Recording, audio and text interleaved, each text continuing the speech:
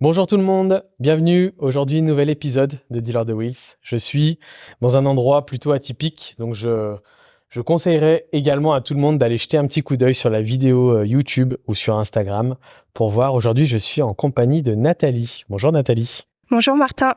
Je te remercie de me recevoir ici. On expliquera un petit peu après le lieu dans lequel on se trouve. Aujourd'hui, on va faire la découverte donc de toi, de ce que tu fais, de ton univers dans la moto, parce que tu es guide moto. Oui, guide. Et on va découvrir un petit peu déjà comment tu es arrivé jusqu'à la moto, qu'est-ce qui t'a amené à la moto et qu'est-ce qui t'a décidé à passer ce cap de travailler pour le milieu du deux roues, ce qui m'intéresse moi et ce qui va intéresser nos auditeurs. D'accord. C'est OK pour toi? C'était OK. On commence déjà par le commencement. Je vais te laisser te présenter. Alors, je m'appelle Nathalie Duplan et voilà, je suis guide moto diplômée par la FFM et initiatrice moto aussi. En même temps, c'est 2 diplômes différents. OK, super. Tu fais ça depuis combien d'années? Alors, je suis à mon compte depuis 2018, mais j'ai travaillé dans la moto pendant une quinzaine d'années. J'étais vendeuse moto avant. OK, Voilà. intéressant. On repart vraiment très très en arrière, on va remonter le temps et puis on va retrouver du coup Nathalie, alors peut-être enfant, ado ou femme, tu vas nous dire, mais comment s'est fait la rencontre avec la moto? Alors, on va dire qu'à 14 ans, j'ai eu mon premier scooter que je me suis acheté toute seule. C'était un Beluga. Comme ça, les gens qui sont un peu de mon âge se diront: «Ah ouais, elle est pas toute jeune». Et ensuite, de 14 ans jusqu'à l'âge de 17 ans, j'ai mis mon argent de côté. Je me suis, dit: «Je passerai mon permis moto avant le permis voiture». Est-ce que tu sais ce qui t'a amené au scooter? Alors tu dis déjà tu te l'es acheté toute seule, c'est parce que tes parents étaient pas... Bah, ils étaient pas pour. En fait, mes parents sont pas du tout, dans l'esprit motard et du coup, j'ai vraiment tout fait pour arriver toute seule, là où je suis et bon après bon, mon père m'a quand même amenée le jour du permis moto en voiture et il m'a dit: «Bon, je t'emmène à ton permis, pour toi». Mais c'est vrai que j'ai passé le permis 125, le permis AL à l'époque et après le permis gros cube à l'âge de 18 ans. Et du coup cet achat du premier scooter, tu te rappelles? Qu'est-ce Oui, qui... c'était trop bien. J'ai été, alors je sais pas si on peut en parler, mais j'ai été dans un magasin dans Lyon, avenue de Saxe. Ça s'appelait le Palais des motos, je sais plus, c'était Alexis Moto, c'était trop bien. J'avais acheté mon premier scooter Yamaha et j'étais trop heureuse parce que c'était vraiment une révélation pour moi et en fait, j'avais l'impression d'être libre tous les jours avec ce scoot. Et puis après, j'avais vraiment envie d'aller dans les chemins avec mon scooter. Alors ça devenait difficile parce qu'il était cassé de partout. Et c'est quoi? C'est des copines, des copains? Il y a quelque chose qui t'a donné envie de passer sur du deux roues, de tester le deux roues, ou tu t'arrives à te rappeler de ce que c'était? Non, en fait, j'ai Non? toujours voulu, toute petite, en fait, je me sauvais de chez moi. Alors du coup, j'avais envie de liberté et de partir et le scooter pour moi, c'était de bouger et d'être libre et c'est Donc c'était vrai que accessible plutôt que la voiture. oui, plus accessible. Puis de mettre un casque, de partir, avec, le vent, la nature, c'est vraiment mon truc, quoi, OK. depuis, vraiment toute petite. Donc tu achètes ce premier scooter. J'achète mon scooter, Révélation. révélation. Bon, je l'ai fait tomber le premier jour. Il était déjà tout cassé et puis après, ben, du coup, j'étais, je voulais plus, en fait. Je voulais vraiment une moto, trail, enduro parce qu'à l'époque, je sais pas si c'était, une 125, XLS. Après, j'ai eu une 125 XLR et c'est vrai que c'était vraiment, la belle époque où la moto, je pouvais en faire un petit peu de partout. Papa t'emmène au permis, du coup 125.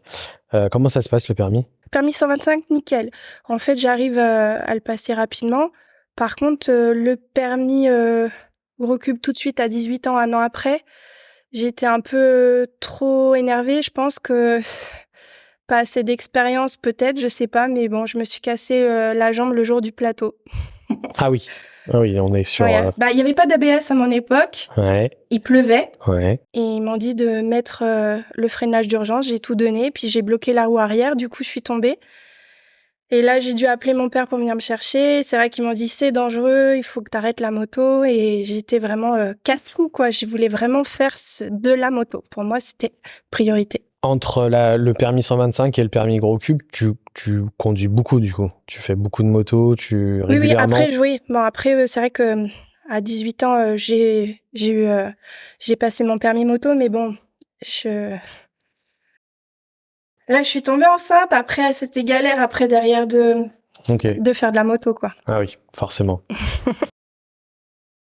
Donc, ouais, tu te casses la jambe, du coup, sur ce permis.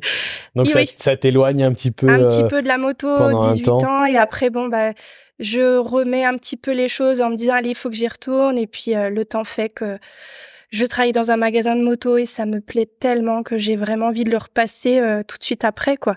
Alors, dis-nous, tu travailles dans un magasin moto, tu fais quoi? Alors, je travaille dans un magasin de moto parce que j'aime la vente, le commerce et j'aime le contact client. J'adore discuter avec les gens, partager. Et c'est là que je me rends compte que les gens me disent moi, je fais de la moto, mais je sais pas où aller. Je sais pas quoi faire avec ma moto. Je l'achète, elle reste dans le garage. Et du coup, je me suis renseignée en fait un petit peu de partout en me disant bah tiens, je vais essayer de faire un métier que j'aime, c'est le voyage et l'aventure. Je vais en fait organiser des sorties pour essayer de faire partager des moments avec les clients déjà à la base.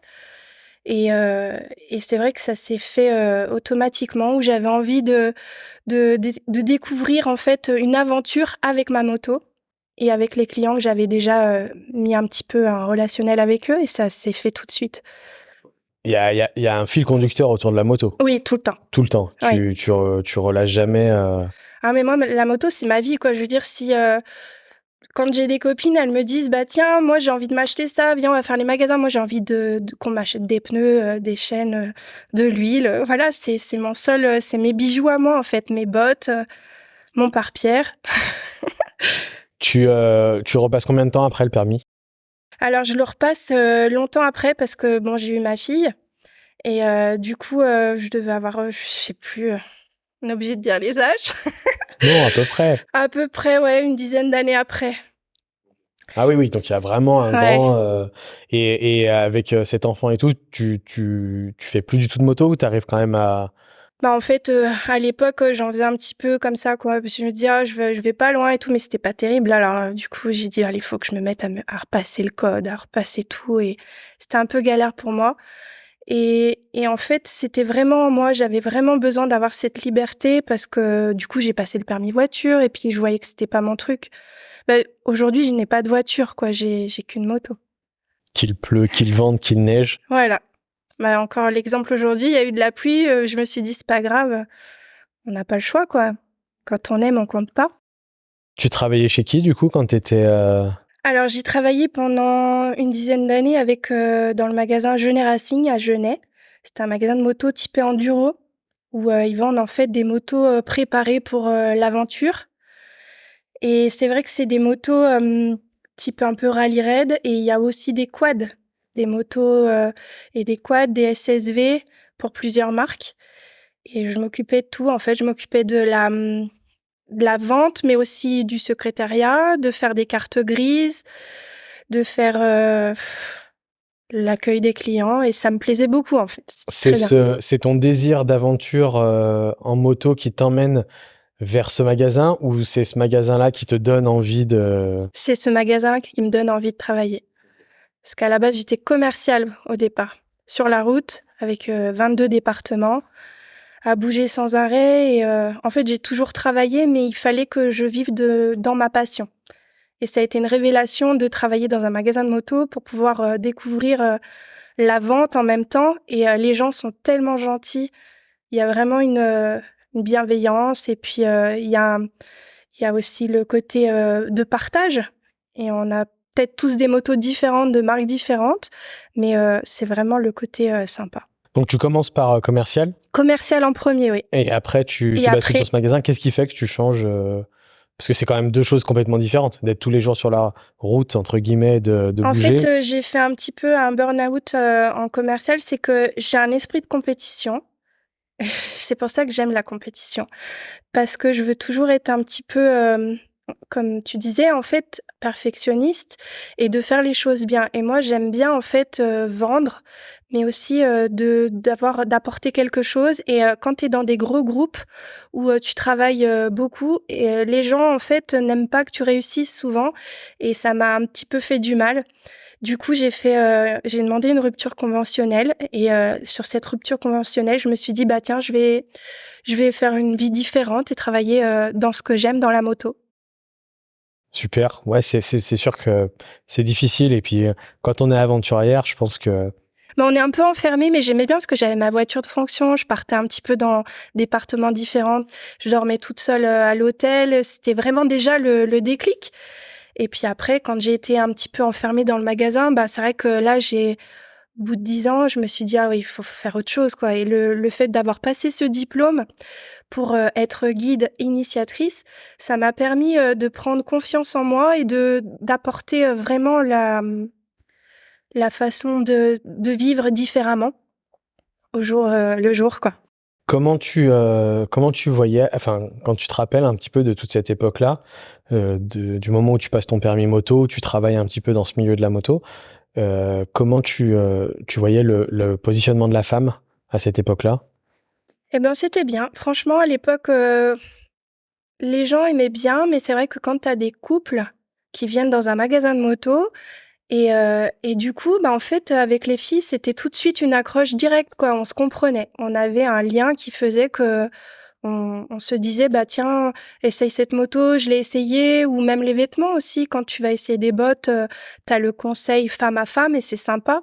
Je pense qu'il y a un relationnel différent. Puis même avec des hommes, c'était cool aussi parce que il y avait le côté moi, on me disait que j'étais, sympa, que j'étais douce et qu'après il y a une personnalité qui se fait avec chaque client, en fait. On est tous différents et ça apporte, j'ai une petite voix, alors du coup, ça leur plaisait, voilà. Puis après on avait des vendeurs qui sont différents aussi. Il y avait beaucoup de filles qui venaient pour acheter des motos? Oui. Ouais? Ah ouais, c'était trop cool. Ouais. Ah ouais, du coup, bah, ça m'a donné l'idée aussi de dire: «Bah, tiens, je vais me mettre à mon compte» et de créer ma société toute seule pour essayer de les amener plus loin, en fait, avec leur moto, d'éviter qu'elles achètent la moto et qu'elles restent dans le garage. Et de tout âge. Par exemple, j'ai, des clientes, qui ont entre 60 et 70 ans, qui me disent: «Bah, moi, j'ai une moto, mais j'ose pas la sortir parce qu'avec mon mari, j'ai peur». Et du coup, bah, là, pour moi, c'est une révélation. Je me dis: «Bah, j'ai été jusqu'au bout du truc, quoi». J'ai amené ces dames-là avec moi, partager une aventure, dans les chemins, partager, et c'est ce qui me plaît vraiment, c'est un aboutissement. Comment, ça mûrit dès le début dans ta tête, quand tu es dans le magasin ou ça vient tu restes 10 ans, c'est ça Oui. dans le magasin? Ou ça vient au fur et à mesure et tu commences à te dire, «Je vais peut-être, créer ma propre société et me diriger vers le métier de guide»?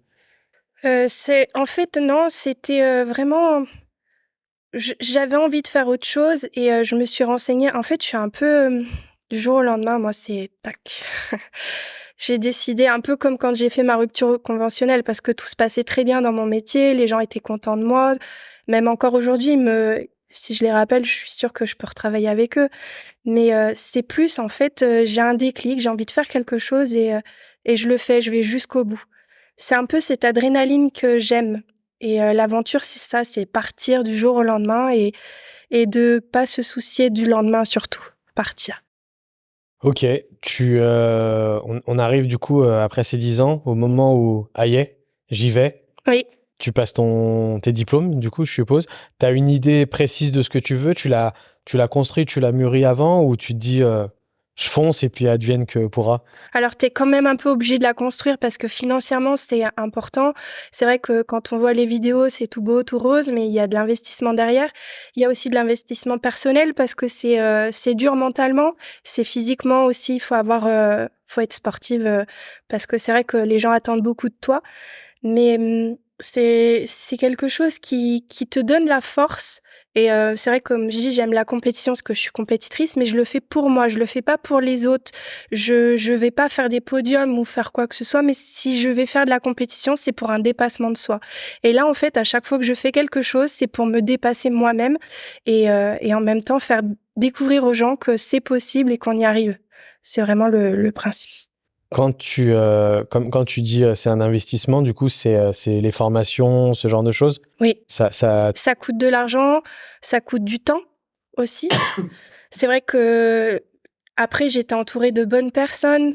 J'ai eu des bons contacts et j'ai eu une chance énorme qu'on puisse m'aider là-dessus. Mais c'est vrai que si on fait le calcul, les allers-retours à la formation, ça coûte. Puis tu restes à dormir sur place, tu retournes à l'école en fait.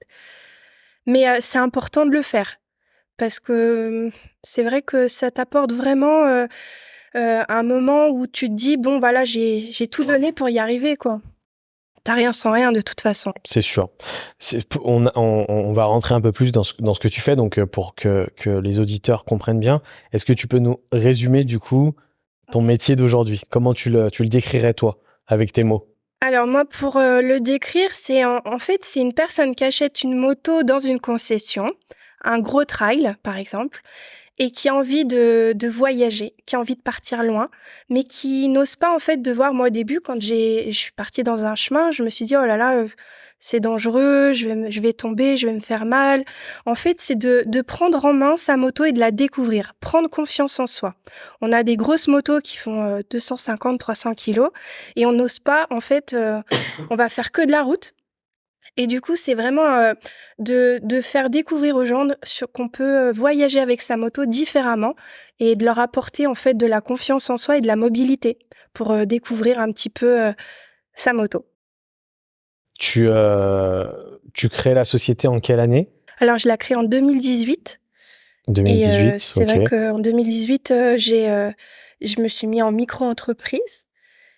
Et j'ai commencé à travailler avec des agences de voyage pour découvrir un petit peu. Et puis, ça m'a permis de voir autre chose différemment. Mais j'avais toujours besoin de cette liberté, en fait, de vivre seule et de vivre par moi-même, de me prouver que je peux y arriver toute seule. Explique-nous les diplômes. Enfin, le diplôme, du coup, comment ça se passe? Qu'est-ce qui te font travailler? Tu le passes où? Alors, je le passe à Yssingeaux.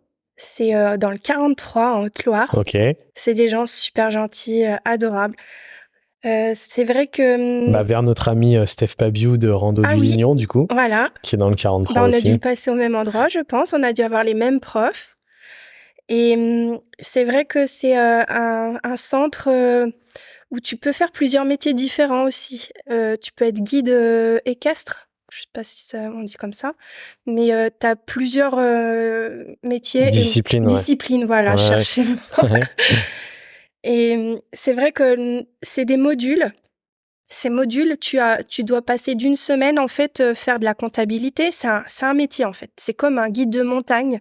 Tu accompagnes des gens à des endroits, mais il faut que tu saches les emmener et prendre des risques avec eux. Du coup, il faut vraiment faire des étapes et faire attention à l'encadrement, à la sécurité avant tout. C'est ce qui est le plus important. Et aussi apporter sur ces modules, en fait, d'apprendre la comptabilité, de la mécanique. Pendant une semaine, j'ai fait de la mécanique où il a fallu, en fait, démonter. Alors moi, ils m'ont fait démonter un carbu où derrière, il fallait démonter aussi un cardan sur un quad. En fait, il y avait plein de véhicules différents et t'étais un peu noté à chaque fois. Qu'est-ce qu'il fallait faire? De la navigation. Alors ça, c'est ce que j'adore. Moi, c'est la navigation. C'est vraiment mon truc. Et savoir après encadrer. Et une fois que tu as fait tous ces modules, tu dois passer devant des juges, Le jury. des jurys, et tu dois prouver que tu es capable de faire tout ça. Et c'est vrai que là, tu as la pression parce que tu as tes collègues qui essayent de tout faire pour te prouver que tu vas pas y arriver, mais si. Mais Il y avait d'autres filles avec toi, là? Non, j'étais la seule fille. Alors, comme il me disait, mon prof, il en a pas souvent des filles, mais mentalement, c'est vrai que il faut tenir. Même si t'es dur, c'est pas... Voilà. Les autres, t'as senti de la pression, Beaucoup de pression, des ouais. réflexions, Ouais, c'était... En plus, en 2019, j'ai eu le Covid. Et ça a été galère aussi. J'avais pas fini tous mes modules pour faire initiatrice. Et, Et c'est vrai que c'était un peu dur, mais bon, après, il fallait le faire, hein, on n'a pas le choix. Puis on sait ce qu'on a envie de faire. Il faut aller jusqu'au bout. C'est un peu, quand tu prends un départ d'une course, tu te dis, bon, bah voilà, quoi, il faut y aller, hein. Est-ce que ça, en plus, ça se transpose pas à la réalité aussi que tu peux retrouver Oui. sur le terrain avec des mecs qui vont te dire. Après, j'ai la chance que je suis tombée que sur des belles personnes jusqu'à maintenant. Et c'est vrai que peut-être qu'on attire les personnes, je sais pas. Mais j'ai eu cette chance-là. Ouais, je pense aussi, j'y crois beaucoup. Et mentalement, c'est vrai qu'il faut, de toute façon, il faut faire, là, t'as des exercices à faire. Quand tu dois passer le diplôme, tu vas pas et ils te le donnent pas comme ça. Ils vont te donner, en fait, des étapes à faire. Déjà, au début, ils m'ont dit, il faut que tu fasses un body up. Je savais même pas ce que c'était un body up. Il a fallu, en fait, lever la roue avant, faire, après, on a fait de la motocross, on a fait de l'enduro, on a fait de la moto de piste. J'ai enfilé pour la première fois une combinaison cuir pour faire de la piste. On doit T'as apprendre. ressenti quoi là quand t'as fait ça? Parce que toi qui Alors, es oui, depuis le début attiré par les chemins et les cailloux. c'est dur. Ah ouais, là, je crois que c'était l'élément le plus dur. Quand on a dit on va faire de l'enduro, du cross, j'étais trop contente. Après, la piste, c'est vraiment différent. Du coup, on n'a pas le même positionnement. Et là, il a fallu que je me mette vraiment dans un mode où il fallait que j'écoute vraiment correctement pour bien apprendre et pas partir dans tous les sens, parce que c'était dangereux. Mais c'est vrai que c'était bien de le faire aussi. J'ai fait du trial. Alors, c'est un terrain dans le 43 à Roche-Paul, où tu as des gros cailloux énormes. On m'a filé une trial et c'est vraiment la base le trial. Il faut commencer par ça pour faire du chemin. Et Si Steph t'écoute, ah Pabiou, oui, il sera content parce que ah ouais, c'est le vraiment processus important. qu'il a fait, lui. Le trial, Il a c'est hyper commencé par important. trial vélo Trial et vélo après il a fait trial moto. ouais, c'est vraiment le top. Et le trial, en fait, ça m'a apporté énormément. Mais bon, j'en avais déjà fait un petit peu à l'avance, mais bon, je suis pas super forte en trial, mais j'arrivais à gérer un petit peu la moto et du coup, ça m'a plu énormément.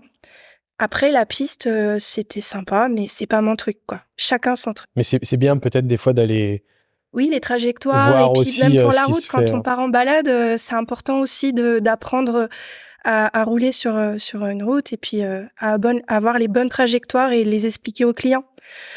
Quand tu fais ta formation, quel sentiment tu as? C'est ça, je suis au bon endroit et c'est ce que je veux faire et Alors j'ai l'impression en fait de me dépasser déjà moi-même parce que je le fais déjà en me disant voilà, on verra si ça le fait pas, bah je le ferai pas. J'ai un peu des doutes sur moi-même, mais après les profs ont été vraiment sympas et m'ont bien aidée en m'aiguillant sur des trucs où ils me disaient voilà, toi ton truc c'est le trail. Moi j'aime la moto trail, j'aime l'enduro. Du coup, tu as ciblé ce que tu avais envie de faire.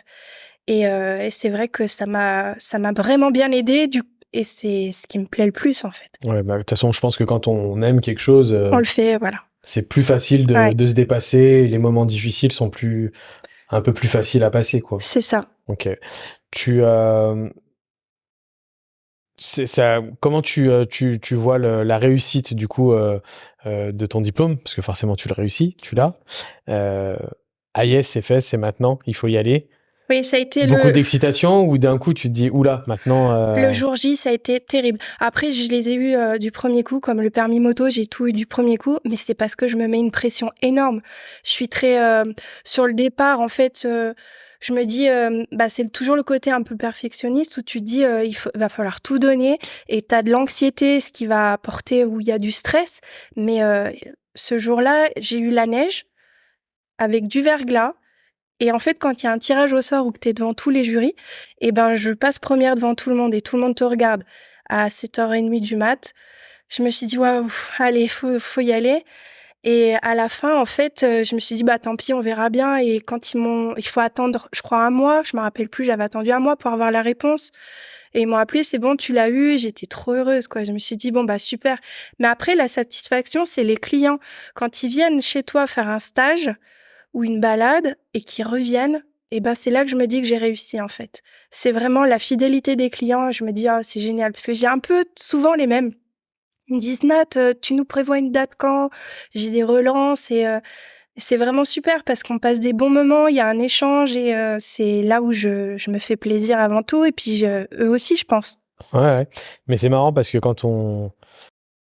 des fois, quand on rêve de quelque chose étant petite, qu'on le vit, des fois, quand on arrive à l'âge adulte et les événements de vie, comme tu as pu nous dire, tu as eu un enfant, ce genre de choses, bah, des fois, et puis la réalité nous éloigne un peu de tout De ça. tout ça, ouais. Et c'est rigolo parce que toi, j'ai l'impression que cette étoile, cette ligne directrice, elle est arrivée dès 14 ans quand tu as essayé d'aller dans les chemins avec ton scooter et elle t'a jamais quitté. Et au final, bon, il y a eu des événements de vie, évidemment, qui ont fait que tu as pris des virages.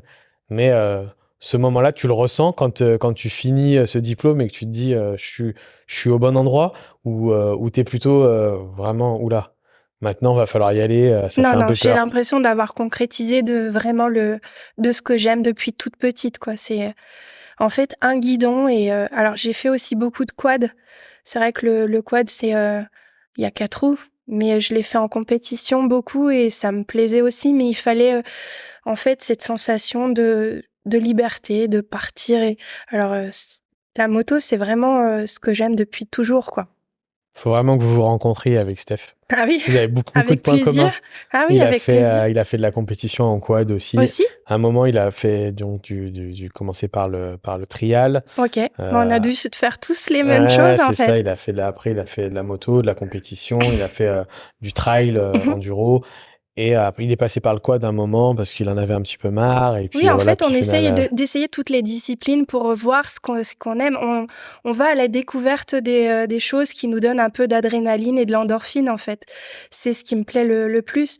Après, le quad, j'ai pris des risques. J'ai fait plusieurs fois. J'ai dû faire une dizaine de fois les 12 heures de Pont de Vaux, qui est un mondial où tu prends pendant 12 heures ce quad en équipage. Et après, en moto, bah, j'ai fait l'Enduropal du Touquet. Et c'est vrai que tu prends des risques et bon, ces risques-là, bah, je dis au revoir à toute ma famille, mais je me dis: «S'il m'arrive quoi que ce soit, un jour ou l'autre, j'aurais vécu ce que j'aime» et la peur, il faut pas l'avoir, quoi. Il faut vivre au jour le jour parce qu'il peut nous arriver quoi que ce soit, sans faire de la moto, quoi. alors justement, si on ouvre un petit peu cette porte compétition, comment ça se passe? À quel moment tu commences? Qu'est-ce qui te lance là-dedans? Tu y vas toute seule? T'es bien entourée? Je suis bien entourée, oui, avec des gens que j'aime et ils m'aident, à me dire: «Tiens, on va faire ça». Alors c'est vrai que c'est des gens qui m'aident et qui viennent me soutenir sur le paddock, à faire l'assistance. Ils sont toujours là autour de moi et pour, ouais, c'est vrai que ma fille me faisait aussi l'assistance avec le panneautage, c'est, heu, c'est des moments, de partage avec, sa famille et c'est hyper important. Et c'est vrai que le fait de faire de la compétition, alors j'ai fait quelques petits podiums, mais c'est vraiment parce que les gars, ils avaient dû casser juste avant ou Ouais, mais bon, voilà. malgré tout, tu l'as fait. J'étais ouais, oui, Si tu n'y avais pas été, tu n'aurais pas fait le podium. non, après le but, moi, c'était vraiment de finir. Toutes mes courses, j'ai voulu aller jusqu'au bout pour pouvoir finir ma course. Mais, dans ce que je fais aujourd'hui, heu, je le fais pour moi, je le fais pas pour gagner quoi que ce soit. Et souvent, comme je dis aux gens, quand ils viennent faire un stage ou un et ils ont peur et cette peur-là, moi, je l'ai eue et on arrive à partager, en fait, à trouver une solution pour, enlever ce stress-là. Et c'est vrai que, ça m'apporte en fait, une adrénaline, hein. C'est juste, le fait de s'amuser, de rigoler, de partager, de revoir des copains, des copines sur les paddocks et c'est sympa, quoi. Une anecdote ou une histoire qui te vient tout de suite à l'esprit si je te dis compétition? Moi, j'ai pris un départ à l'envers, du coup, j'étais première. J'ai fait le all shot. J'étais trop contente.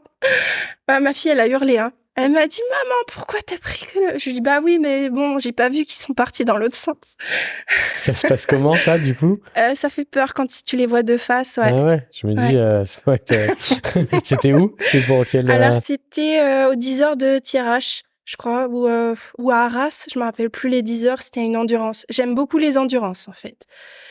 Le cross, j'en ai fait, j'ai fait le championnat Rhône-Alpes, mais je préfère les endurances parce qu'en fait, je suis un peu comme un diesel, quoi, c'est long. C'est vers la fin que je suis bien, en fait. Là, je fais beaucoup l'enduro, c'est un championnat féminin pour les femmes qui existe, depuis, je crois, depuis 2015 Et je le fais chaque année. Là, l'année prochaine, je vais le refaire aussi. C'est Comment dans le ça se Beaujolais. passe, du coup? Dans le Beaujolais aussi, c'est un enduro, un championnat du monde où tu as des Italiennes, des Allemandes, des Américaines, il y a de tout. Super. Et du coup, on se retrouve toutes avec nos motos d'enduro et on a en fait 2 tours alors on a 5 spéciales à faire. C'est des prairies où tu dois tout donner et c'est chronométré. Et après, tu as de l'enduro dans les chemins avec un parcours fléché. Et là, en fait, après, ils prennent au classement. Ok. Et ça, Ça dure sur une journée? sur une journée, oui. Ok. C'est intense. Et t'as on va dire de 18 ans à 65 ans, 70, je pense. Il y a de tout, hein. Ah ouais, super. Vous êtes combien de filles? On est une centaine à chaque fois. Ah oui. Ah oui, donc c'est un gros événement. Ouais, c'est le top. C'est vrai que c'est plaisant parce que on se retrouve chaque année et on regarde notre classement. Alors c'est vrai que là, les top pilotes, t'as vraiment des filles qui roulent du championnat de France. Hein, t'as des top pilotes et on n'arrivera jamais à faire un podium. Mais on est là et puis on essaye chaque année de se dire bah tiens, je suis montée d'une place ou. La communauté, elle est comment? Elle est super. Ouais. Il y a de l'entraide. Dans l'enduro, il y a beaucoup d'entraide parce que tu tombes souvent en fait. C'est pour ça que je leur dis aux clients, c'est pas grave si vous tombez avec votre moto, elle est bien protégée. On va trouver des solutions pour vous montrer comment tomber et se relever. Et ça leur apporte un peu en disant ah bah oui, bah c'est vrai que là tu m'as dit de faire comme ça, maintenant j'ai compris et c'est ça qui est cool. Ok. Cette compétition, donc enfin toutes ces compétitions, c'est un investissement de temps aussi, d'argent, Oui. je suppose. Donc ça fait de toi une meilleure guide, je suppose aussi, d'avoir fait ça ou pas, ou pour toi c'est deux choses complètement différentes. En fait, c'est de l'expérience que tu apprends en faisant tout ça, mais je ne pense pas que, pour moi, hein, une personne qui aime la moto et qui est bon pédagogue, qui arrive à parler, qui transmet son savoir-faire différemment. Voilà, chacun est différent. On n'a pas, en fait, parce que tu as fait de la compétition, que tu es meilleur que les autres. Il faut se dire que moi, les gens qui viennent me voir, c'est parce que en fait, bah déjà, c'est aussi le feeling avec la personne qu'on a aussi, hein. Et on a tous quelque chose à leur apporter. Et ce qui est bien, c'est que je dis aux clients, allez voir un peu d'autres guides différents pour qu'ils vous apportent d'autres choses. Et ça leur plaît parce que ils sont tout contents de me dire, ah bah tiens, j'ai été chez un tel, j'ai vu telle personne, il m'a dit ça, il m'a dit ça. Ou ils vont regarder les vidéos YouTube. Et ils me demandent de refaire la même chose avec eux et du coup on partage et c'est ça le métier en fait, c'est pas de dire je sais mieux faire que les autres, pas du tout.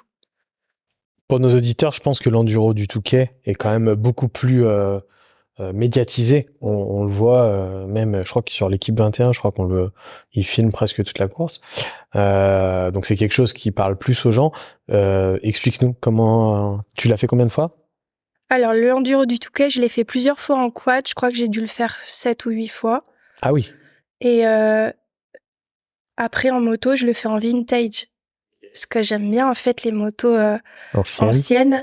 C'est vrai qu'il est difficile de finir parce que les motos, moi j'avais une Yamaha 200 IT, démarrage au kick dans le sable, c'est chaud et en fait j'étais un peu trop brutasse avec la moto, je casse un peu les motos quoi. 200 IT, c'est quelle année ça? Je sais même pas. Tu sais même plus? En fait, comme souvent. C'est quoi comme centime, enfin C'est une 200. 200, ok. Le truc qu'il y a, c'est que ça coûte beaucoup d'argent pour faire le Touquet, pour rouler 1 heure dans le sable. J'ai pas vraiment de moto, du coup je la loue sur place et ce qui me fait mon adrénaline, c'est que je prends le train toute seule avec mon équipement et j'arrive au Touquet, je me loue un petit B&B là-bas sur place et je loue ma moto sur place et je la connais pas la moto. En fait, j'arrive, tout est nouveau pour moi et voilà. Ah ouais, et je donne tout. Là, c'est vraiment l'expérience d'aventurière de Nat qui aime ça, qui ah oui, vraiment le côté à fond. Et toute seule là-bas sur une épreuve comme ça, c'est pas difficile. Enfin, Après, bon, je connais un peu du monde là-bas sur place et t'as quand même de l'entraide. Quand je le faisais en quad, c'est vrai que j'avais un camping-car, je mettais la remorque, le camping-car Le quad derrière, je me tapais 1000 kilomètres pour y aller. Je faisais ma course et je revenais et j'étais toute seule, quoi. Mais c'est vrai que c'était une belle expérience. Et toute cette préparation, c'est un peu comme t'organises un mariage. En fait, tu dis, oh là là, j'ai le Touquet le mois prochain, c'est trop bien. Et c'est ce qui me fait, en fait, cette expérience de vivre toute seule. Et T'as une anecdote ou un souvenir du Touquet? le Touquet, non, Hormis le sable. hormis le sable, ouais. Ah bah, le départ, quand la moto elle démarre pas, tu te dis: «Oh non, tout cet investissement pour rien, quoi». Et en fait, tu es obligé de la pousser pour qu'elle démarre et tu arrives à démarrer à ta moto à la poussette, c'était trop bien ça. T'as quoi comme quad quand tu le fais en quad? Alors je l'ai fait en quad cross. Moi ce que j'avais, c'était un 450, Kawasaki, et je l'ai fait aussi en quad, utilitaire, on appelle ça 4x4, OK. et j'avais un 750 brute force. Et c'est un gros quad sportif et c'est vrai que ça marchait bien, ouais, c'était trop cool. Quand tu fais avec le Suzuki, tu m'as dit, c'est ça? Kawasaki. Kawasaki, Ah, pardon. mélange pas, hein, Ouais, mon Dieu. pardon. Désolé, Kawasaki, excusez-moi pour les fans de la marque. Le Kawasaki, c'est ton propre quad à toi Oui, que t'as acheté? oui, Et du coup, quand t'es là-bas, t'as toute une partie mécanique, technique, ouais. mécanique à connaître. Après, c'est vrai que, il y a des spécialistes dans le Nord qui s'occupent bien des quads, Dragon Distribution là-bas sur place, que j'ai rencontrés, après par la suite, sur des événements rallye où tu te retrouves. Par exemple, je fais de l'assistance, au Dakar et c'est vrai que quand, là, cette année, j'ai été en Arabie Saoudite, j'ai revu tous, les gars du Touquet. De C'est vrai que ça permet d'avoir une relation, tu vois? Touquet, Dakar, le sable, en fait, c'est une grande famille, en fait. On se Ça t'a créé retrouve un réseau. tous. Ouais, Ça c'est t'a un créé. réseau où si tu tombes en panne, il t'arrive quoi que ce soit, il y a de l'entraide et on est tous ensemble à se retrouver, Alexandre Giroux on a roulé, ensemble, aux 12 heures de Pont-d'Oie. Alors on n'a pas roulé, sur le même quad, hein, parce que c'est Alexandre, mais je l'ai vu tout petit et puis on s'est amusés, voilà.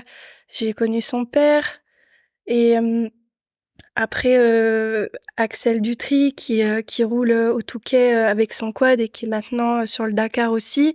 On se revoit, tu vois? C'est une famille, en fait. C'est vraiment tous ces gens-là que tu retrouves et c'est top. C'est des belles expériences de vie. Et à côté, est-ce que ce réseau-là, il t'a servi dans ton activité? Ou après, c'est vraiment pour l'instant un autre milieu, peut-être C'est plus. vraiment un autre milieu. Dans Ouais, le peut-être. moto-trail, j'ai rencontré des belles personnes différentes et c'est vrai que ça m'a apporté, des gens différents qui ont pas le même, tu vois? Le quad et la moto, tu as quand même deux personnalités, mais ça reste quand même, familial. C'est ça qui est important. Tu continues à faire du web? Alors, aujourd'hui, j'en fais toujours, mais différemment. Ça va faire 5 ans. En même temps que j'ai créé ma société, j'ai créé une association pour, personnes avec des handicaps et en fait, ça va faire bien 15 ans que j'ai un copain, en fait, il est né, prématuré et il a, en fait, ses jambes qui sont un petit peu collées et du coup, il me disait: «Nat, je veux faire du quad et tout». Alors il s'est acheté son propre quad et je lui dis: «On va créer notre association à tous les 2». Alors lui, il est président, moi je suis vice-présidente et on a créé notre association qui s'appelle Handicap Quad et on part, faire des balades pour nous, sachant que l'association a grandi.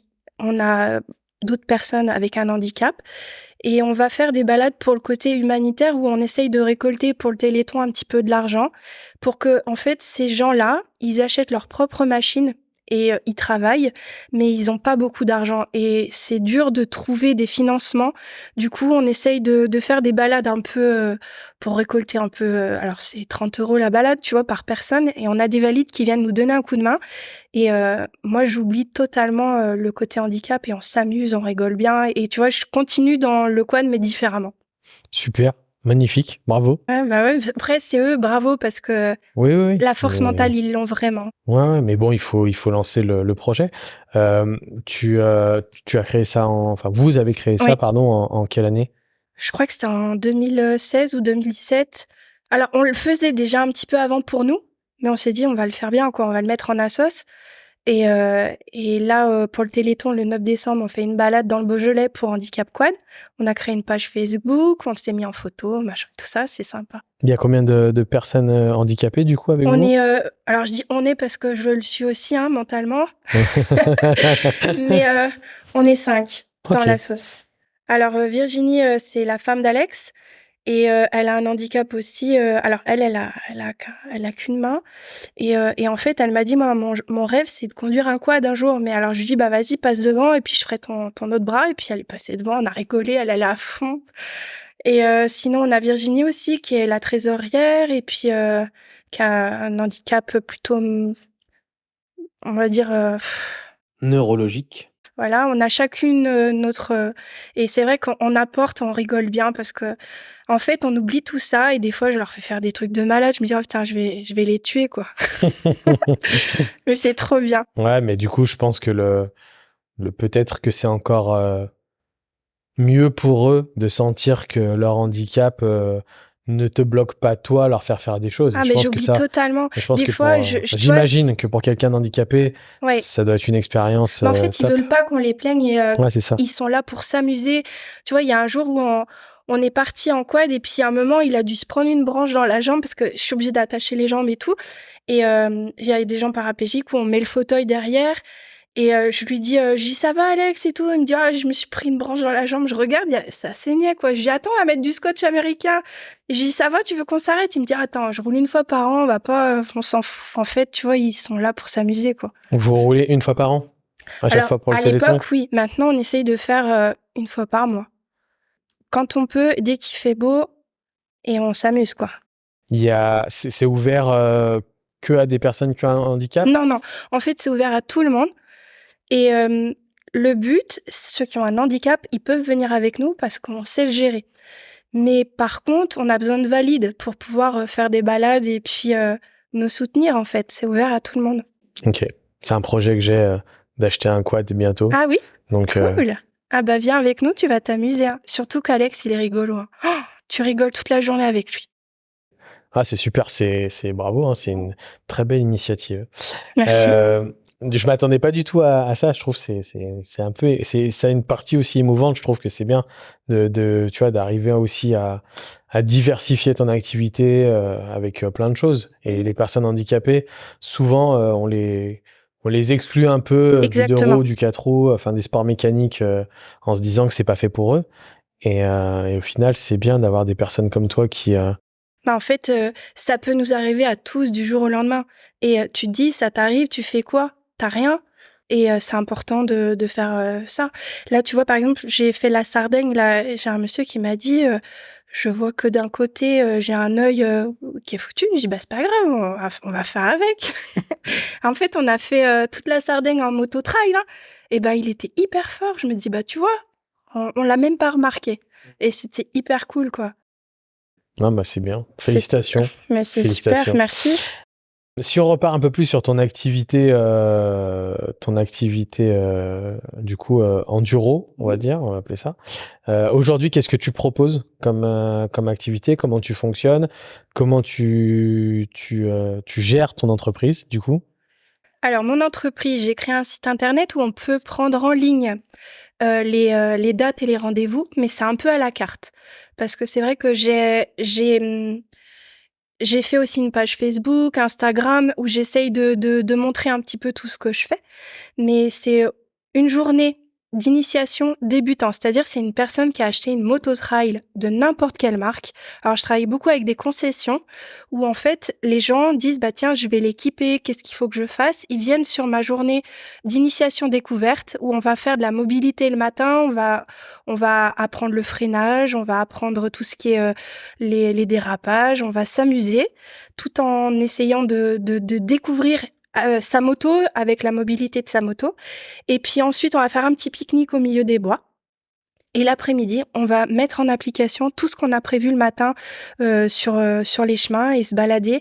Alors mes chemins, je demande des autorisations. C'est un boulot de malade parce qu'en fait, il faut faire du cadastre, il faut faire des chemins autorisés. Je fais vraiment tout bien carré pour que tout se passe bien parce que maintenant j'ai une confiance avec les viticulteurs, avec les gens du coin où ils me laissent des droits de passage et ça me permet de faire des belles traces différentes et amusantes pour se découvrir un petit peu sur des balades découvertes.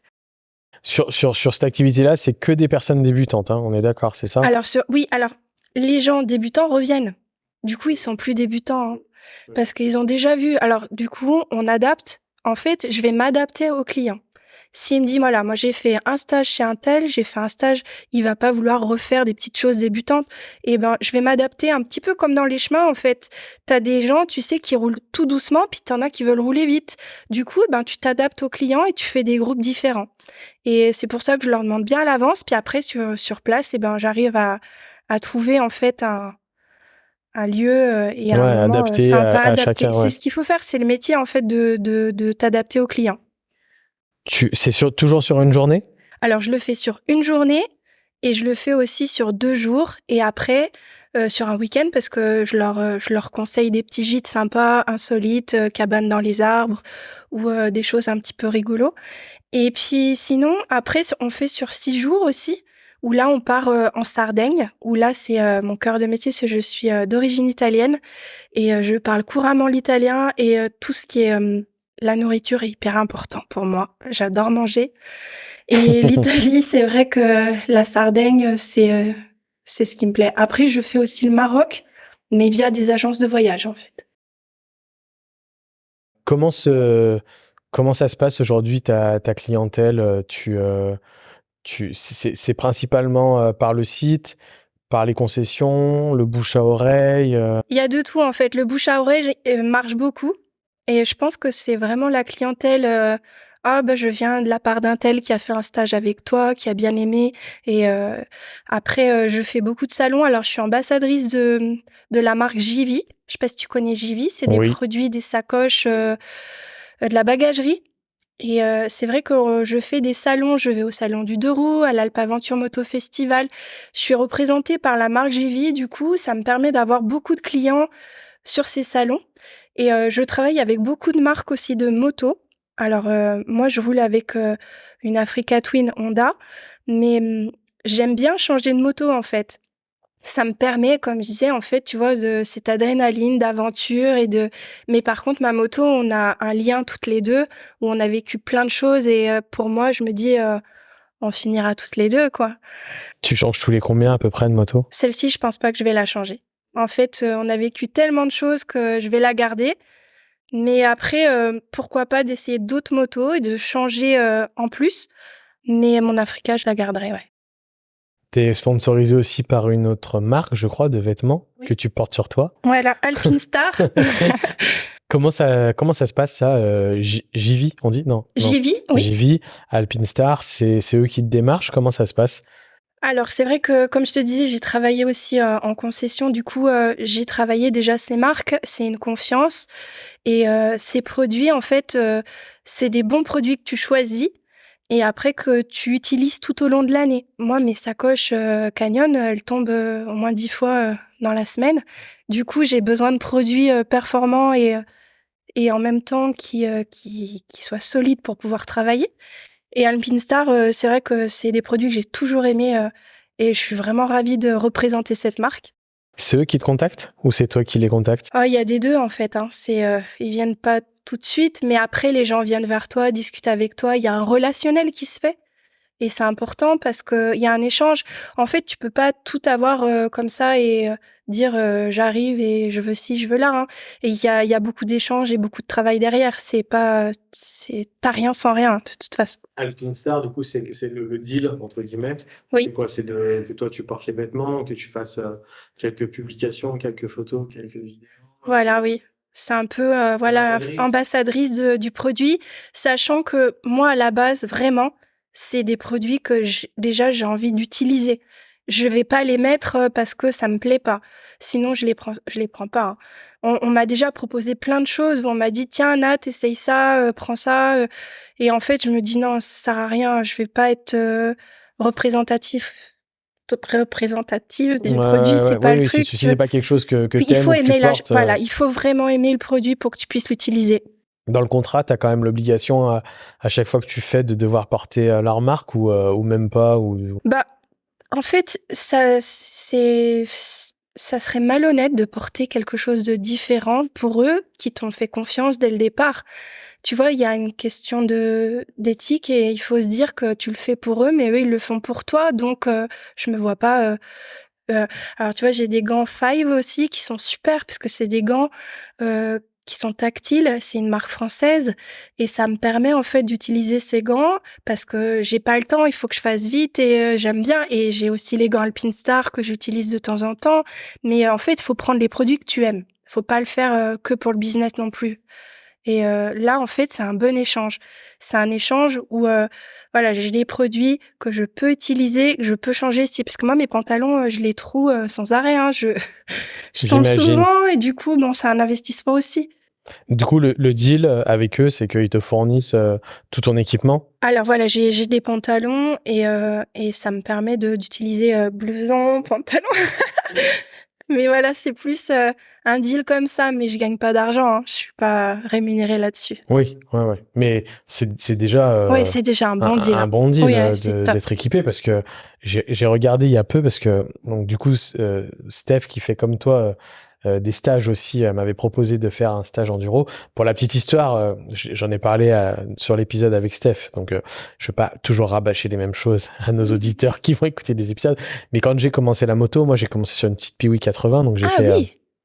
j'ai fait un Tu peu com de de hors-piste, entre OK. guillemets et tout, chose que j'ai beaucoup aimé pendant plusieurs années. Et puis après, j'ai vécu la moto autrement et je suis sorti un peu des sentiers battus, mais c'est quelque chose qui m'a toujours plu. Et aujourd'hui, j'ai cette envie. En plus, j'ai emménagé, bah, comme je t'ai dit, pas très loin du lieu où on se trouve et du coup, un peu plus à la campagne. Donc, j'ai envie de revivre ça. Et c'est vrai que j'ai regardé du coup parce que Steph m'a proposé de faire avec lui un stage d'initiation qu'il fait pour les débutants. Et du coup, je me suis dit cool, il me prêtait une moto et je suis retourné voir les équipements en me disant je vais peut-être m'acheter deux trois trucs quand même pour aller là-bas. Je vais pas y aller avec un jean Oui, c'est et des important. chaussures hautes comme on peut faire quand on prend une moto pour aller sur la route. Et je me suis rendu compte que ça avait un coût quand Ah même, hein. oui. Alors après c'est important, c'est la sécurité. Il faut pas lésiner là-dessus. Mais c'est quand même, enfin c'est un budget, hein. Bah, c'est sûr qu'après, si tu veux du bon matériel, il faut mettre le prix, hein. Et c'est ta vie, c'est ta sécurité. Moi, là, j'ai un airbag Alpinestar. C'est vrai que l'airbag, au départ, je me dis: «Oh non, c'est bon, c'est pas grave et tout», mais bon, il y a de plus en plus d'accidents et c'est important. Mais ouais, ouais, c'est un coût. Mais après, il faut se sentir bien dans les produits. Il faut pas, acheter pour une marque parce que tu dis: «C'est la marque», mais il faut la tester, l'essayer. Moi, Alpinestar, c'est vraiment un produit que j'aime. Du coup, je me sens bien, c'est le top. Comme, avec Givi, quoi. C'est bien. Bah, c'est aussi une marque, je pense, de ton professionnalisme aussi, hein, une retombée aussi de ton côté, que des marques commencent à te faire confiance, entre guillemets, en étant ambassadrice. Ça montre aussi bah, que tu fais bien ton métier et que du coup, ils ont cette confiance-là. Donc, pour toi, c'est valorisant. Oui, puis c'est vrai que alors, il y a aussi le petit côté italien. Givi, c'est italien, Alpinestar, c'est italien et et j'aime bien la marque, quoi. Voilà, mais bon, je suis française à la base aussi, hein, je suis moitié-moitié, mais bon, c'est des produits quand t'aimes, voilà, tu donnes tout. C'est le top. Comment ça se passe on arrive doucement vers la fin du podcast. Ça fait 53 minutes Ah oui, ça qu'on passe parle. vite. Tu vois, je t'avais Ouais, dit que ça passait ouais, vite. c'est cool. Euh, Comment ça se passe la société aujourd'hui? Comment elle vit? Est-ce qu'elle vit bien? J'ai deux questions. La première, tu arrives à un moment, je pense le meilleur moment, Oui, puisque le trail et l'enduro sont clairement à la mode aujourd'hui dans le milieu de roue. On sait qu'on a eu pendant 10 ans, j'en parlais avec notre ami commun, Domis, et j'en profite à ce moment-là parce que je risque d'oublier, je pense à beaucoup de choses pendant les podcasts et je risque d'oublier. on va quand même, et je vais quand même remercier fortement Domis pour C'est l'enregistrement grâce à qu'on lui a si je suis là. aujourd'hui, puisqu'on avait pu discuter un Ouais. petit peu. Tu fais énormément de choses, tu as un planning très rempli, ce que je conçois tout à fait. Je ne suis pas le forceur à envoyer 400 messages pour dire il faut qu'on enregistre. Et il faut quand même dire que c'est aussi grâce à Domis si Ah oui. aujourd'hui on a trouvé un moment tous les deux pour enregistrer cet épisode. Donc je remercie fortement Merci Domis Domis. pour ça. Et oui, et je te disais, on sort, je pense, de la mode néo-rétro dans la moto qui a duré 10 ans. Et aujourd'hui, on sent vraiment la tendance avec le Alpes Aventure Festival, tout ça. On sent vraiment que la tendance, c'est le trail, c'est l'enduro. Est-ce que toi, tu le ressens dans ton activité ou pas? Parce que tu as commencé du coup en 2018, Oui, c'est ça? c'est ça. C'était le démarrage, le Oui, début, c'était un le petit peu? démarrage. Voilà, j'étais un peu différente des autres. Maintenant, ça se développe beaucoup plus. Et c'est vrai que là, avec Domis, on a fait la Transat verte, qui était trop bien. Et on l'a fait avec une Benelli 500 Leoncino. C'est vrai que c'est vraiment une moto un peu type trail scrambler. Et là, on était différents des autres parce qu'on n'avait pas la même moto. Et, C'était quoi en face des GS, oui, il y avait des motos, voilà, des GS, des Africa Twin, de toutes les marques, des Yamaha T7 et nous, on avait des scramblers un peu trail différentes et on s'est éclaté, c'était trop bien, on a passé un bon moment. C'est une moto qui a été jusqu'au bout et c'est vrai qu'il faut se dire que, voilà, il y a pas d'a priori, toutes les motos sont bien, quoi. Dans ton activité, tu le sens, cette mode qui arrive? Ça te rapporte plus d'activité ou Ouais, mais après, je fais ce que j'aime, en fait. Je veux pas, en fait, aller dans une mode.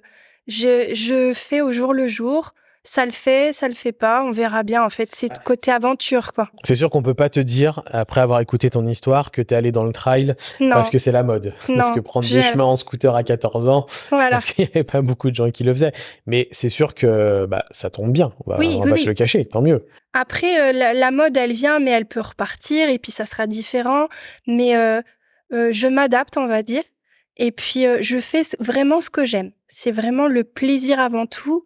Et je vais pas me forcer à faire quelque chose que je n'aime pas.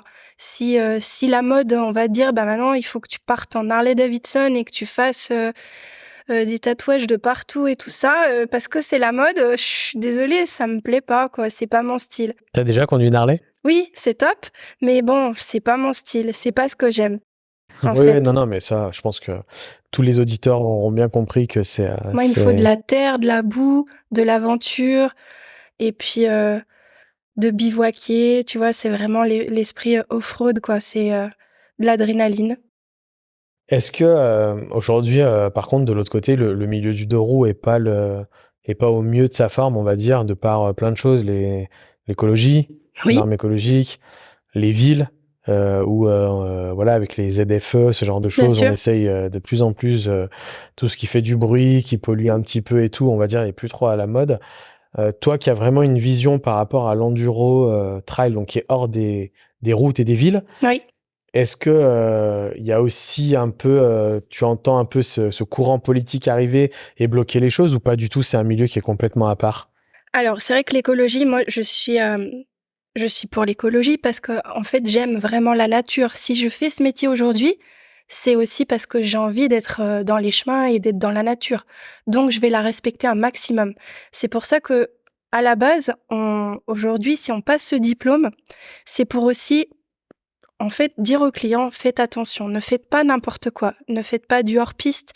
Tous mes chemins sont autorisés, cadastrés, mais derrière, on va pas aller sur des chemins en zone Natura 2000, on va faire les choses bien.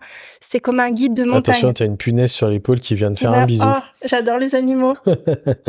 Elle est... Elle redescend sur ton bras. Et du coup, en fait, c'est vrai que ça me permet de dire aux clients, voilà, surtout sur les vidéos, photos, Facebook et tout ça, faites attention de pas mettre n'importe quoi parce qu'on donne une mauvaise image.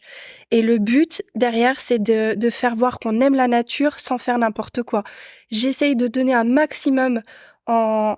Tu vois, par exemple, j'ai des clients qui vont fumer ou quoi que ce soit, j'amène un petit sac, je ramasse les mégots, on essaye de faire un maximum. Après, l'électrique va arriver, on verra ce que ça donne. Mais on peut pas tout interdire non plus. Non, mais je suis C'est d'accord, hein. difficile de dire, voilà, on pollue.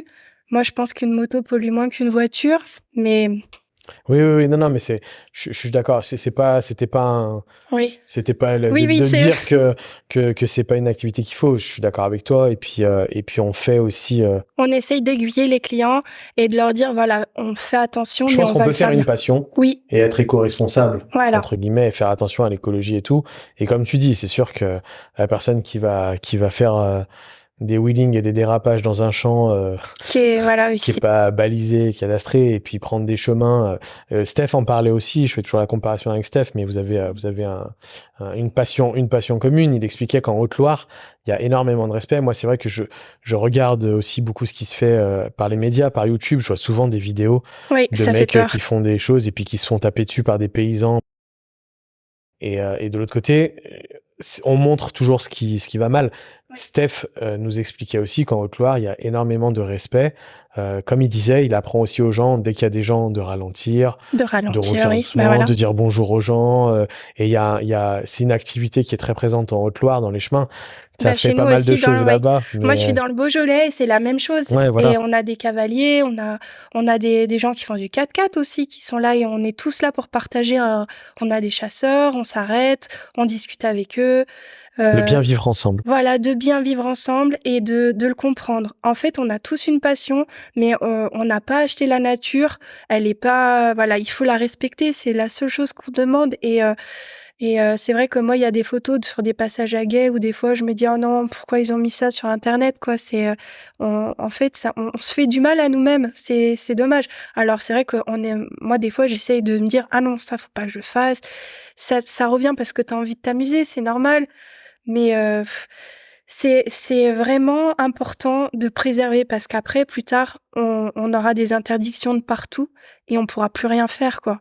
Là, aujourd'hui, on a encore cette chance de pouvoir rouler. Dans d'autres pays, on peut plus et là, on a cette chance-là encore. Avec un beau pays qui offre beaucoup Oui, de on a très de belles quoi choses, faire. hein. Je me rappelle, j'en parle souvent à des amis, j'ai traversé la France pour acheter une moto, justement, que j'ai achetée à Nantes.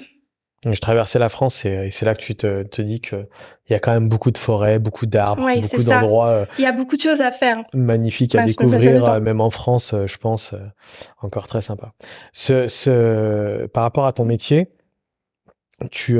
comment tu vois la suite? Est-ce que tu as des projets? Est-ce que tu as des choses que tu veux développer? Est-ce qu'aujourd'hui tu te sens bien dans ton métier?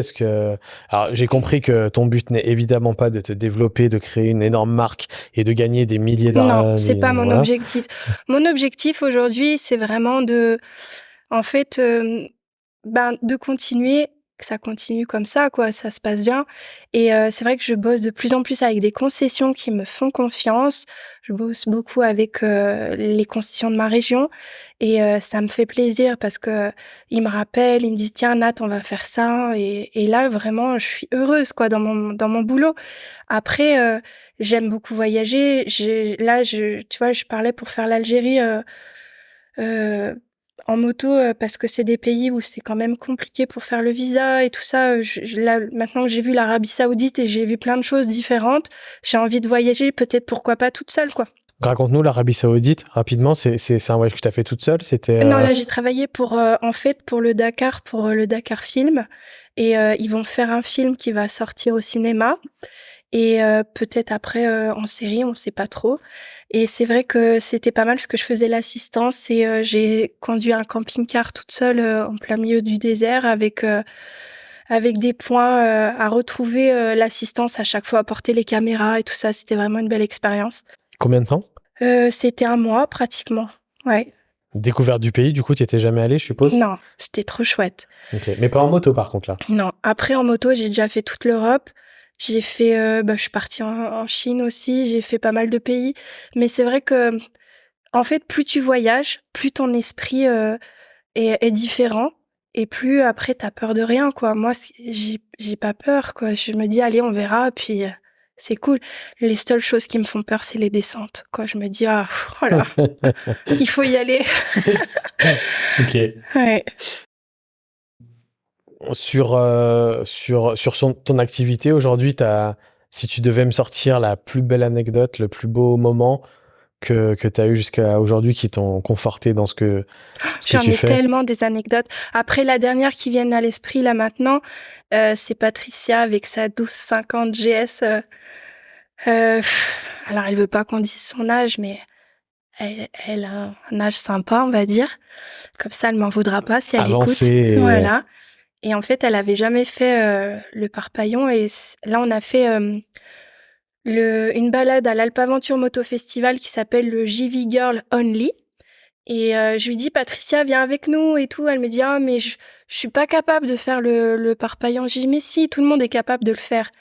Et en fait, je l'ai poussée jusqu'à se dépasser. Elle est venue avec nous et il y avait des étoiles dans ses yeux. Et c'est vrai que ça m'émue un petit peu parce que, en fait, tu te vois avec cette personne heureuse, quoi. On sent que c'est plus ça qui t'anime Oui. que Ouais, même. le résultat, en fait, il y en a où il y en a pas, c'est pas grave. Le fait, c'est d'avoir fait et de se dépasser, de prendre confiance, de respirer, de passer un bon moment. On n'est pas là pour être des top champions et d'avoir réussi à faire des wheelings ou des dérapages, on s'en fout, mais déjà d'avoir passé une journée sympa.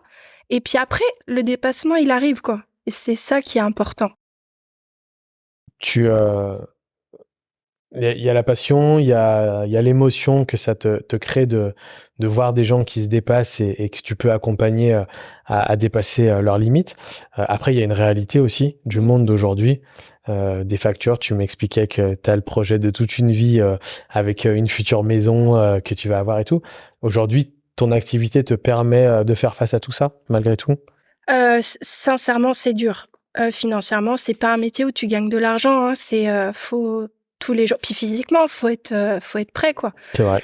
Mais après, là, voilà, je suis trop heureuse parce que je vais acheter ma maison au milieu des bois et j'ai un projet en fait de camping un petit peu pour les motards où tu viens tester ton matériel pour partir en voyage lointain où tu te dis voilà, une maison au milieu de nulle part avec un grand terrain où tu peux venir bivouaquer autour de cette maison et c'est un futur projet que j'aimerais bien réaliser. Bon, c'est de l'investissement, mais je vais y arriver, quoi. Tu réfléchis quand même à, quand tu dis c'est difficile, sans parler de... On a bien compris que ton idée n'est pas du gros business, mais tu réfléchis, tu as quand même ce côté, parce que tu étais commercial et tu disais que tu aimais beaucoup ça. Oui. Une copine qui revient te voir. Elle aussi. vient me parler avec moi. Ouais, T'as vu, je suis aimée en fait. Hein. J'ai des amis en fait. C'est ça. Tu réfléchis aussi au développement, tu penses dans ton entreprise à proposer peut-être des nouvelles choses, toujours avoir Alors, le cette développement, recherche? en fait, là, tu vois, là, il va avoir Halloween là dans pas longtemps. Et je vais faire une balade des sorcières. On va faire une nocturne dans les bois. Le 31 le 31 octobre, là, on part et ça va être une première, tu vois, j'essaye de faire des choses un peu différentes et on part de la demeure du chaos. T'as vu, elle est rigolote, elle est face à moi. Ouais, elle te regarde, j'ai l'impression. Elle me dit, dis pas de conneries, hein. Et en fait, on va partir faire une nocturne. Et j'avais trop envie de faire ça, quoi. Tu vois, c'est un peu des recherches. Je fais alors, pour les personnes, tu vois, qui partent faire des rallyes, là, ça va faire depuis un petit moment. J'ai fait le Rallye Rose des Sables en 2017 et j'avais adoré faire du roadbook. Alors, le roadbook, déjà, il faut savoir le lire. Il faut savoir apprendre à naviguer à l'aventure. C'est une chasse au trésor. Et j'ai créé mon propre roadbook où, en fait, qu'on t'installes sur ta moto avec un dérouleur. Il n'y a pas trop d'investissement à faire. Tu viens avec ta moto, je te mets un petit dérouleur, je te mets mon roadbook 100% personnalisé avec des petits caps à la boussole. Et on part, en fait, faire une chasse au trésor avec la moto au milieu des bois. Et j'essaye de développer plein de choses différentes, mais qui m'apportent, en fait, un bien-être aussi, mais qui est de faire ce que j'aime. Et le roadbook, c'est la navigation, c'est chercher une trace, chercher... Ouais. Je sens que de toute façon, il faut que ça soit valorisant autant pour toi que pour tes clients. Exactement. S'il y en a un des deux qui est pas là, c'est ça. C'est pas quelque chose que tu vas faire et tu vas pas te sentir à l'aise là-dedans. Alors, j'ai essayé de travailler avec des agences de voyage et tout, c'était bien et tout, mais je continue encore parce que il y en a 2-3 que j'aime bien qui m'apportent encore des choses nouvelles ou pour développer la Corse, voilà, ou dans ma région. Mais c'est vrai que j'aime bien être indépendante. En fait, je suis un peu sauvage et j'aime apporter ce côté un peu nouveau, différent et de développer des choses, tu vois, différentes aussi. Et puis après, je le fais, ça marche pas, on verra bien, quoi. Tu t'adaptes. Je m'adapte aux gens et je m'adapte aussi à mon travail. Est-ce que Nathalie, elle est heureuse aujourd'hui? Ah oui, parfaitement. C'est cool. C'est cool de partager, de vivre des choses sympas et de rencontrer les bonnes personnes qui m'aident et heureusement qu'ils sont là pour m'aider, quoi. Merci à tous, quoi. Ok. Bon, ben, du coup, il reste plus qu'à ce qu'on programme. On se programme une petite balade avec Ah oui, Domis tous avec les plaisir. 3. Ah oui, oui, oui, viens. Faudra m'aider, mais Surtout que là, on a un terrain de jeu qui est magnifique. Il y a 16 ouais, hectares pour s'amuser avec des lieux différents. ouais. Et après, les balades, c'est des balades un petit peu insolites où tu te dis, waouh, moi, j'ai des clients qui habitent dans la région qui m'ont dit, j'avais jamais découvert le Beaujolais comme ça, quoi. Pour expliquer quand même, on en a parlé au début, on va quand même le faire parce que c'est bien de tenir ses engagements. On est dans une petite cabane. Nathalie, qui est arrivée un peu avant moi avec sa moto, que vous verrez en arrière-plan sur YouTube, m'a préparé un magnifique feu, même si le soleil est revenu, parce que quand on a commencé à enregistrer, il pleuvait, il y avait de la pluie. Et en fait, on est sur un lieu qu'est le Loup, pour faire des initiations avec les débutants. Je vous ferai des petites stories, des petites vidéos, qui est assez incroyable. Voilà, donc c'est un lieu par contre qui normalement est réservé aux 4x4, elle m'expliquait. Et elle a un accord avec les personnes qui gèrent ce lieu pour faire des initiations moto. Et du coup, c'est un lieu atypique mais c'est un lieu qui va bien avec la personnalité de Nathalie. Je comprends pourquoi elle a voulu venir ici. Maintenant, je la connais un petit peu mieux après avoir discuté. C'est sûr que je pense que tu es plus à l'aise dans une cabane autour d'un feu avec un terrain escarpé, caillouteux et de la terre derrière que dans un beau salon d'un hôtel lyonnais avec beaucoup de bling-bling, chose qui ne te ressemble pas trop. C'est vrai que je m'adapte après, j'essaye de le faire comme avec le client. Mais, Mais je là, suis t'es bien. plus dans mon élément, oui. T'es bien dans ton Ouais. Alors, deux petites dernières choses. Comment on te retrouve? Sur quel support? Si jamais des auditeurs, auditrices ou auditeurs nous ont écoutés et ont envie de venir te voir, quels sont les moyens les plus simples? Ton site internet? Le site internet, sinon Facebook, Instagram, tous les réseaux sociaux. J'ai même mis TikTok parce que j'adore m'amuser, mettre des musiques rigolotes.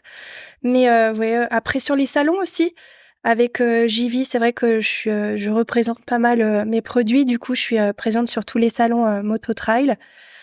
Ok, super. Donc, je mettrai tous les liens dans la description du podcast que vous pourrez retrouver.